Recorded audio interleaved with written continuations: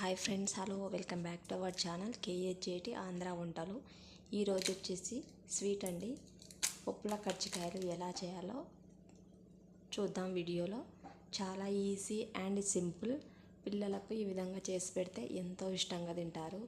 Evening టైంలో స్కూల్కి వెళ్ళొచ్చిన తర్వాత ఇలా ఒక రెండు తిన్నారంటే వాళ్ళకు ఫుల్ కడుపు నిండిపోతుంది. వీడియో చివరి దాకా చూడండి, బాగా అర్థమవుతుంది. ముందుగా వచ్చేసి నేను ఒక గ్లాస్ సైజు ఈ గ్లాస్ తీసుకున్నా. ఈ గ్లాసులో పప్పులు తీసుకున్నా, పుట్నాల పప్పు. వీటిని మిక్సీలో వేసుకొని బాగా పౌడర్ చేసుకోవాలి. ఈ విధంగా పౌడర్ చేసుకోవాలి. అదేవిధంగా అదే గ్లాస్తోనే ఇక్కడ నేను షుగర్ తీసుకుంటున్నా. మీకు కావాలనుకుంటే బెల్లం తీసుకోవచ్చు. ఈ ప్లేస్లో షుగర్లోనే కొద్దిగా 4-5 యాలకులు వేసి ఈ విధంగా మెత్తగా పౌడర్ చేసుకోవాలి. అదేవిధంగా ఒక కొబ్బరి గిన్నె తీసుకున్న. వీటిని చిన్న చిన్న ముక్కలుగా కట్ చేసి వీటిని కూడా మెత్తగా మిక్సీ పట్టుకోవాలి. చూశారుగా, మూడింటిని ఇంకా మొత్తం కలిసే విధంగా బాగా కలుపుకోవాలి. ఇవి స్టఫింగ్ బాగుంటుంది టేస్టీగా కొబ్బరి వేసుకుంటే. ఈ విధంగా కలిపిన తర్వాత పక్కన పెట్టుకొని ఇప్పుడు పిండిని కలుపుకుందాం. చపాతీకి ఇది వచ్చేసి మైదా పిండి తీసుకుంటున్నా. బాగా జల్లించి తీసుకున్న మైదా పిండి. ఇందులోనే ఒక 2 స్పూన్స్ ఆయిల్ వేసి బాగా పిండిని రబ్ చేస్తూ బాగా కలుపుకోవాలి. ఈ పిండి ఎంత బాగా కలుపుకుంటే మనకి కజ్జికాయలు అనేటివి అంత టేస్టీగా వస్తాయి. ఇట్లా రబ్ చేస్తూ బాగా కలుపుకోవాలి. చూడండి, ఈ విధంగా ముద్ద రావాలి పిండి. అప్పుడు సరిపోయినట్టు ఆయిల్. కొద్ది వాటర్ వేస్తూ లూజ్ కలుపుకోకూడదు, పిండిని గట్టిగా కలుపుకోవాలి. పూరి పిండిలాగా కలుపుకోవాలి. చూసారుగా, ఈ విధంగా గట్టిగా కలుపుకోవాలి. ఒక 10 నిమిషాలు పక్కన పెట్టాలి.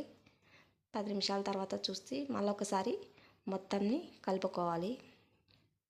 తర్వాత మనం ఏ సైజులు చేయాలనుకుంటున్నామో, చిన్నగానా, కొద్దిగా పెద్దగానా, మీడియంగా అన్నట్లు మనకు తగిన విధంగా తీసుకొని పిండిని చిన్న చిన్న ఉండలుగా చేసుకొని ఈ విధంగా చిన్న చిన్న చపాతీలాగా ఒత్తుకొని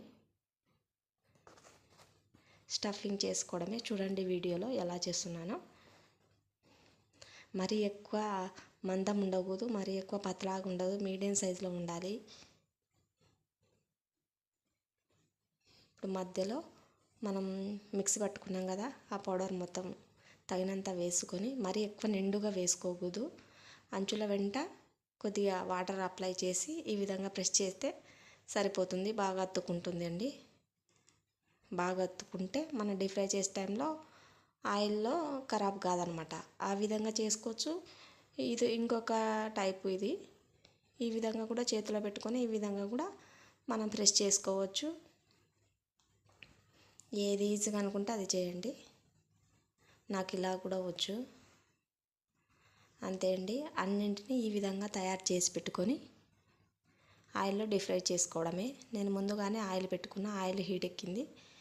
ఇప్పుడు ఆయిల్ హీట్ ఎక్కిన తర్వాత మంటని లో ఫ్లేమ్లో పెట్టి ఎన్ని పడతాయో కజ్జికాయలు అన్నింటిని వేసి డీప్ ఫ్రై చేసుకోవాలి.